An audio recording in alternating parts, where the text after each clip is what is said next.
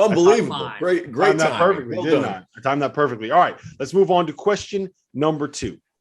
T.O., you're handling this one first. Neither Duke or Kentucky made the NCAA tournament in 2021. This season, Duke is ranked 9th.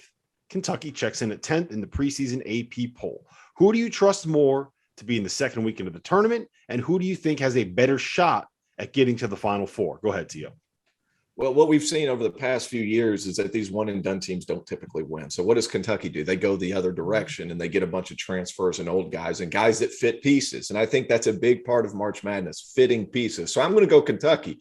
Kellen Grady, Severe Wheeler, Frederick from Iowa. They have pieces everywhere. And word out of Kentucky from our man Goodman to Oscar Tshiebwe has been a man-child during the preseason. I like Kentucky. I also like Duke, especially in the ACC. ACC, probably not as good as the SEC, as bad as that hurts for me to say.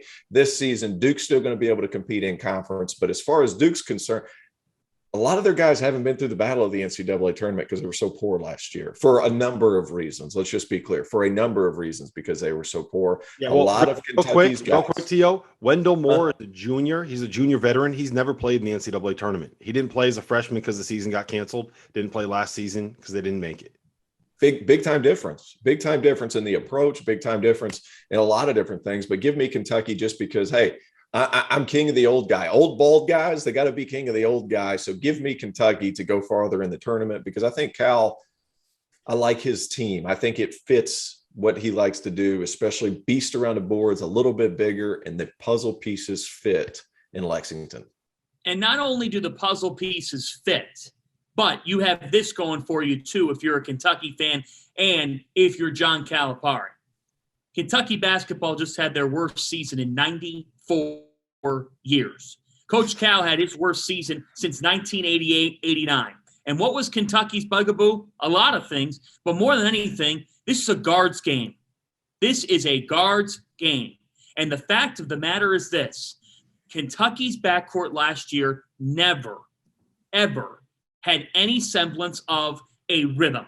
So what did they do? They brought in shooting. They brought in Kellen Grady, who's not just a shooter, but a playmaker. He could be a guy who contends in an open SEC Player of the Year race. I think Grady fits what Coach Cal wants perfectly. C.J. Frederick, knockdown shooter. I mean, in your eye hole type of knockdown shooter. And then you look at what they brought in beyond that. You have Ty Washington coming in.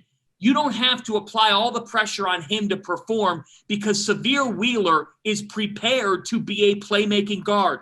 And I think Wheeler can fully embrace the role of making plays for others with these shooters around him. So I look at Kentucky and I love the way that Coach Cal adjusted, adapted, and hey, then you get to the rim protection element. They have that too because not only is it Tshiebwe, but how about the bouncy freshman in Dameon Collins, who is supposed to be a player who will help them as well.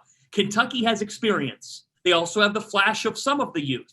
And they have a head coach who has got to be so fired up to bounce back and say, you know what? We still do own the SEC. The SEC is going to be a better league than the ACC. But guess what? I'm not doubting Coach Cal and Big Blue Nation. So I'm going to go with Duke here, and I do love Kentucky. I think fired me up like top 10 team, but I do think it's Duke, and the simple reason is this: Paolo Banchero could end up being the best player in college basketball this year. I mean, when you have a guy, think about it like this, man. He's the size of the guys that are the big men in the Big Ten, and he plays the point. He handles the ball. They run him off ball screens. I talked with Shire last week, and he says Mark Williams is coming along and looks like he's going to end up having a monster year. He's very confident in what Jeremy Roach can bring. And, we talked about this on the ACC preview, TO. I feel like this is something of a throwback Duke team, back to those teams in the early 2000s that really got out and guard you, really overplayed, didn't let you run the offense that you were on a run, had rim protection at the back, dared you to try to beat them one-on-one. And if you kind of look at the way this roster is built with the likes of A.J. Griffin, assuming he is able to come back healthy, and it sounds like, that he's going to get there. It's going to take a little while, going to take about a month, but he'll get back to 100%. Trevor Keels, Wendell Moore, they have the athletes on the perimeter to kind of play that style. I expect Jeremy Roach to take a step forward this season as a sophomore. And I think you say the same thing about Mark Williams. Remember, these are guys that did not have a chance to really acclimate to college last season because of everything that was going on during a pandemic offseason. So I think it's going to end up being Duke. But again, look, both of these teams. Duke hasn't guarded in like 6 or 7 years. Like let's call a spade a spade.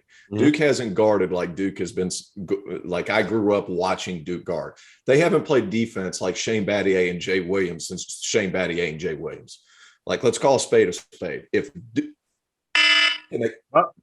I'm done. They better guard. They better guard. I think we can put the ball in it like this. Both of those teams are going to have a real chance to win a national title this year. I think we can kind of all agree on that. All right.